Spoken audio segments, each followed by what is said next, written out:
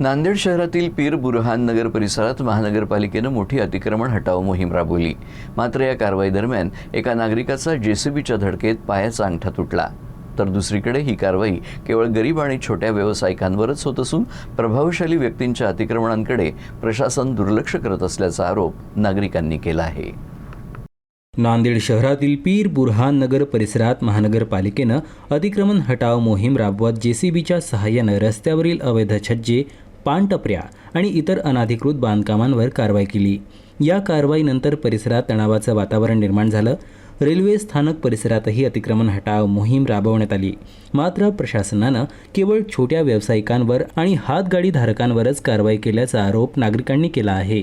तर प्रभावशाली आणि राजकीय पाठबळ असलेल्या व्यक्तींनी केलेल्या अतिक्रमणांकडे प्रशासनानं दुर्लक्ष केल्याचा आरोप करण्यात आला। या कारवाई दरम्यान एक गंभीर अपघात घडला। जेसीबी मशीनचा धक्का लागून एक स्थानिक नागरिकाच्या पायाच्या अंगठ्याला गंभीर दुखापत झाली। या अपघातात त्याच्या पायाचा अंगठा तुटला असून जखमीवर रुग्णालयात उपचार सुरू आहेत। या घटनेनंतर संतप्त नागरिकांनी महानगरपालिकेच्या कर्मचाऱ्यांवर निष्काळजीपणाचा आरोप केला। जखमीला तातडीनं मदत करण्याऐवजी कर्मचाऱ्यांनी टाळाटाळ केल्याचा आरोपही प्रत्यक्षदर्शींनी केला आहे।